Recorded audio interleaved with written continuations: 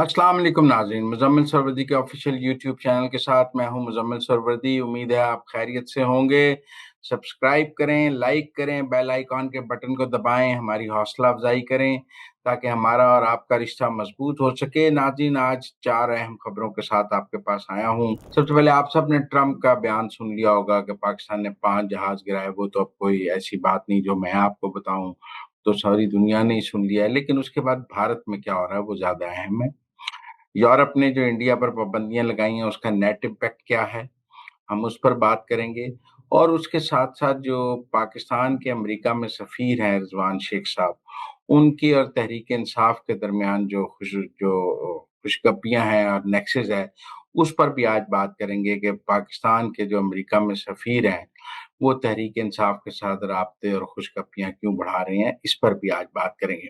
लेकिन सबसे पहले ट्रंप वाली बात कर लें। ट्रंप ने तो बयान दे दिया कि पाकिस्तान ने 5 जहाज गिराए। उस बयान को राहुल गांधी ने वो वीडियो रीट्वीट करके मोदी से पूछा कि भाई आप जवाब दो। भारत में मानसून का जो पार्लियामेंट का सेशन है, उनकी एक रवायत है कि मानसून का पार्लियामेंट का सेशन 21-22 जुलाई से शुरू होता है। अब उसके बाद जो है वो उस इजलास की बड़ी अहमियत होती है। देखिए, मोदी की पोजीशन बहुत खराब हो गई है बीजेपी के अंदर भी।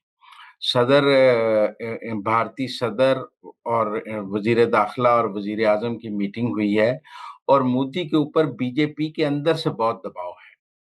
ये कहा जा रहा है कि अमित शाह इस वक्त मोदी को हटा के खुद वजीर आजम बनने के चक्कर में आ गए हैं कि मोदी की साख बहुत तबाह हो रही है। ये 24वीं दफा है कि ट्रंप ने मोदी की बेइज्जती की है पाक भारत जंग पे। जब से 10 मई का वाकया हुआ है, 10 मई से आप कहें कि 19 जुलाई तक 24 दफा ट्रंप ने मोदी की बेइज्जती की है और मुसलसल मोदी की बेइज्जती कर रहे हैं।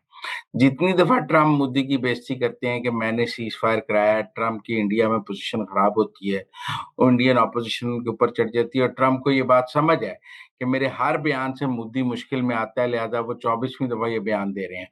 अब लगता है कि उनके बयान कारगर हो गया और मोदी के अंदर मोदी को हटाने के लिए इंडिया में एक्टिवली गेम प्लान बीजेपी के अंदर शुरू हो गया। ऐसा लग रहा है कि राहुल गांधी और बीजेपी के दरमियान मोदी को हटाने पर इत्तेफाक हो गया और ये जो मानसून का पार्लियामेंट सेशन है, ये मोदी के लिए बहुत मुश्किल हो जाएगा, क्योंकि मैं नहीं समझता कि मोदी के लिए ये आसान होगा। बीजेपी के अंदर भी उनके ऊपर तनकीद है और वो भी तनकीद है। तो इसलिए ये मोदी के लिए एक तो बीजेपी का सेशन, बीजेपी के अंदर जो बगावत हो रही है जिसको अमित शाह और वो सब देख रहे हैं, वो नेक्स्ट प्राइम मिनिस्टर। फिर मोदी की उम्र भी 75 साल के करीब पहुंच रही है और बीजेपी में फैसला है कि 75 साल से ऊपर, लेकिन उसमें भी 1 साल बाकी है। लगता है मोदी 1 साल पहले मोदी की छुट्टी हो सकती है ट्रंप के इन बयानात की वजह से, क्योंकि राहुल गांधी और बीजेपी और वहां की गवर्नमेंट और ऑपोजिशन जो है वो मोदी को हटाने पर इकट्ठे होते हुए नजर आ रहे हैं। सिर्फ यहीं पर ही मोदी की मुश्किलात खत्म नहीं हुई कि ट्रंप उनके खिलाफ बयानात दे रहा है। अच्छा, यूरोप भी मोदी के खिलाफ इकट्ठा हो गया है। अब आप देखें, यूरोपियन यूनियन ने एक इंडिया की, गुजरात की इंडिया में नया एनर्जी है उस पर यूरोप ने सैंक्शंस लगा दी है। ये नया एनर्जी क्या करती है? ये नया एनर्जी जो थी ये रूस से तेल $60 पर खरीद के यूरोप को बेचती थी। इंडिया ने इस रूस यूक्रेन लड़ाई में जो सबसे बड़ा काम किया, क्योंकि कैप लगा हुआ था कि रूस $60 से ज्यादा का महंगा तेल नहीं बेच सकता, तो वो इंडिया को बेच रहा था। इंडिया वो तेल इस नया एनर्जी रिफाइनरी में रिफाइन करके यूरोप को बेच देता था। सिर्फ अप्रैल में इस काम से मोदी ने, यानी कि भारत ने $1 बिलियन कमाए, सिर्फ अप्रैल मई में। तो अब यूरोपीय यूनियन ने इसको देखते हुए कि हमें ही रूसी तेल बेचा जा रहा है नया एनर्जी में, पहले इंडिया खरीदता है, इंडिया फिर हमें बेच देता है, तो उन्होंने नया एनर्जी पर सैंक्शंस लगा दिए। अब इन सैंक्शंस का इंडिया पर क्या असर होगा? नया यूरोपियन यूनियन का पाबंदियों का, जिसमें का मकसद रूस की फंडिंग को महदूद करना है। रूस के शैडो फ्लीट में, यानी कि 105 जहाजों को निशाना बनाया, तेल की कीमतों को हाथ। अब सबसे पहले जो उन्होंने किया ना वो ये किया कि पहले रूस पे एक कैप था कि वो $60 से महंगा तेल नहीं बेच सकता। अब वो कैप कम करके $47 पे कर दिया गया है। लेकिन ये तो भारत का फायदा है ना, वो $47 में लेके बेचता जाएगा। इसीलिए उन्हें हिंदुस्तानी फर्मों में बशमूल नया एनर्जी, जो रूस के 49% तेल को यूज कर रही थी और इंटर शिपिंग सर्विसेज पर रूसी खाम तेल या पेट्रोलियम मसनूआत की रिफाइनिंग और तरसील में किरदार के लिए पाबंदी आयद करती है, सैंक्शन आयद करती है। ये काम ही ये कर रही थी जो इंटर शिपिंग सर्विसेज हैं और नया एनर्जी। ये रूस का तेल खरीद के यूरोप को और दुनिया को बेच रहे थे, सस्ता तेल लेते थे, महंगा बेच रहे थे और पैसे बना रहे थे। रूस इनको तेल बेच रहा था। भारत की दूसरी सबसे बड़ी रिफाइनरी है नया एनर्जी, जो रोजाना 4 लाख बैरल तेल साफ करती है और 6,300 से ज्यादा भारत के अंदर पेट्रोल पंप चलाती है। पाबंदियों की वजह से अब नया एनर्जी डीजल और पेट्रोलियम मसनूआत यूरोपियन ममालिक को बरामद नहीं कर सकती। इतने 63,000 पेट्रोल पंप चला 6,300 पेट्रोल पंप चलाने के साथ साथ इसका बड़ा काम तो यूरोप को पेट्रोल बेचना था, जो इंडिया ने इस वक्त जो पैसे बनाए हैं वो रूस से सस्ता तेल खरीद के यूरोप को बेच के बनाए हैं।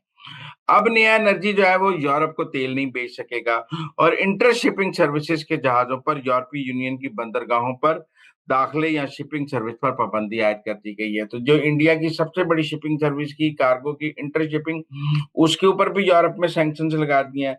नया एनर्जी जो कि रिफाइंड पेट्रोलियम मसनूआत को की एक बड़ी एक्सपोर्टर है भारत की, यूरोपीय यूनियन के ममालिक इसकी अहम मार्केट है और अब जो है 2022 से ये काम कर रहे हैं जब से लड़ाई हो रही है।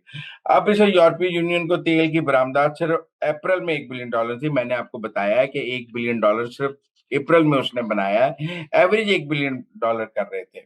तो अब जो भारत पे एक किस्म की यूरोप की सैंक्शंस भी लग गई हैं, जो उनकी सबसे बड़ी ऑयल रिफाइनरी और शिपिंग सर्विस पे यूरोप की सैंक्शन है, इससे भारत को नुकसान पहुंचेगा बहुत ज्यादा। ऊपर से ट्रंप उसकी बेइज्जती कर रहा है। ये सैंक्शंस भी मोदी के खिलाफ काम कर रही हैं कि जी यूरोप हमारे खिलाफ सैंक्शंस लगा रहा है तो मोदी क्या कर रहा है। दूसरी तरफ अमेरिका में भी एक कानून बन रहा है। अमेरिका में 3 मुल्कों के खिलाफ एक कानून बन रहा है टैरिफ के लिए, वो है ब्राजील, चाइना और इंडिया।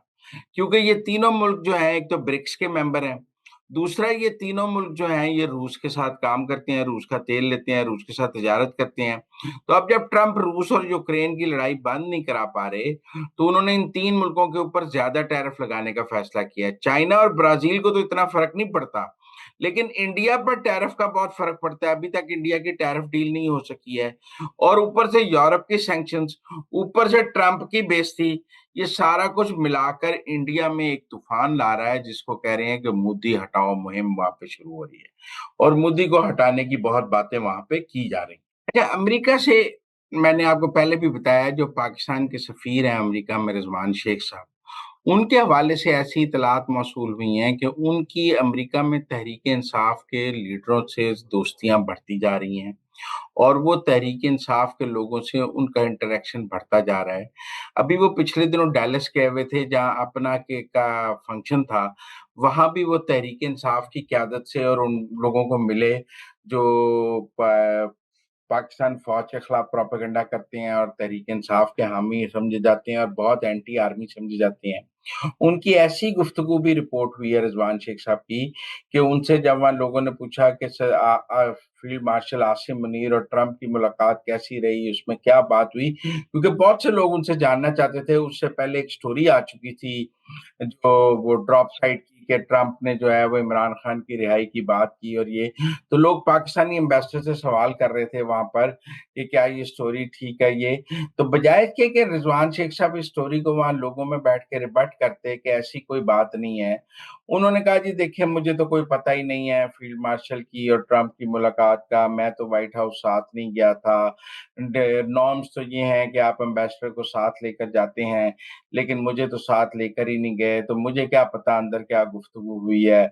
मैं इस बारे में, देखें जी इनको एम्बेसडर को, वो अपने गिले शिकवे करते रहे कि मुझे नहीं लेके गए व्हाइट हाउस, तो लिहाजा मैं तो ये जी बड़ी गलत मुलाकात हुई है, इसमें प्रोटोकॉल का ख्याल नहीं रखा गया। और बजाय इसके कि इस मुलाकात का क्रेडिट लें, बजाय इसके कि इस मुलाकात के पॉजिटिव पहलू वो पेश करते, वो वहाँ पीटीआई के लोगों के साथ बैठ के इस मुलाकात में कीड़े निकालते रहे और सारा कुछ करते रहे।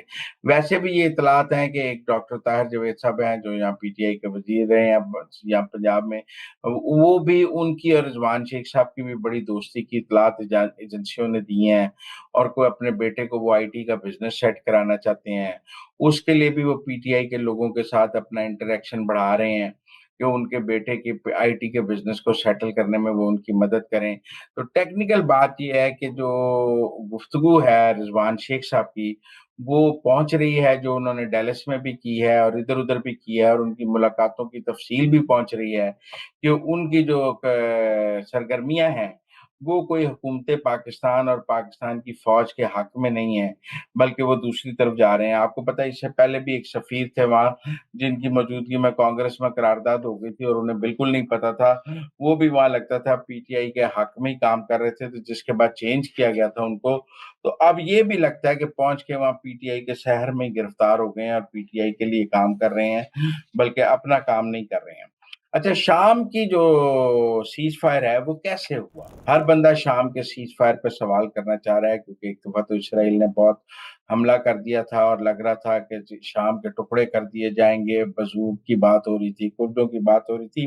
اصل خبر اس میں یہ ہے کہ ترکی نہیں، یہ سعودی عرب نے یہ سیز فائر کرایا ہے. سعودی عرب نے امریکہ کو کہا کہ یہ ہمیں قبول نہیں ہے کہ آپ شام میں الشرا کی حکومت کو کمزور کریں اور السویدا کا جو کنٹرول ہے وہ الشرا سے واپس لیں. آپ السویدا کی فوج میں الشرا کی فوجوں کو جانے دیں اور السویدا کا کنٹرول الشرا کے پاس ہی ہونا چاہیے، اور کرد بھی الشرا کے متحد ہونے چاہیے، اور وہاں الشرا جو ہے وہ شام اکٹھا بھی رہے گا، متحد بھی رہے گا اور الشرا کے متحد رہے گا. یہ سعودی عرب کے وزیر خارجہ نے مارکو روبیو کو کہا کہ یہ ریڈ لائن ہے سعودی عرب کی. آپ نے ایران کے ساتھ کیا جو کچھ بھی کیا، لیکن اگر آپ شام کے ساتھ یہ کریں گے تو پھر ہم آپ کے ساتھ نہیں چل سکتے. سعودی عرب کی کٹر ناراضگی کے بعد جب سعودی عرب نے یہ ناراضگی کنوے کی کہ ہم اس پر بالکل او آئی سی بھی ایکشن لے گی، سب مسلم ممالک اپنی فوج بلا کے بھی الشرا کے ساتھ چلے جائیں گے اور اس سے ایک بڑی جنگ شروع ہو جائے گی، کیونکہ الشرا کی حکومت کو گرنے نہیں دیا جائے گا. سعودی عرب کا یہ خیال تھا کہ ہم بشارت الاسد کے بعد الشرا کو لے کے آئے ہیں. آپ کو یاد ہے محمد بن سلمان نے ہی ٹرمپ سے الشرا کی ملاقات سعودی عرب میں کرائی تھی، اور محمد بن سلمان الشرا کی حکومت کو بہت سپورٹ کر رہے ہیں شام کے نے سربراہ کو. تو محمد بن سلمان نے بھی اپنا ڈسپلیئر کنوے کیا. ترکی کا بھی ایک بیان آیا لیکن امریکیوں سے بات جو ہے نا وہ سعودی عرب نے کی. وہ کہتے ہیں نا ہو ول بیل دا کیٹ، کون ان سے بات کر کے کہے گا.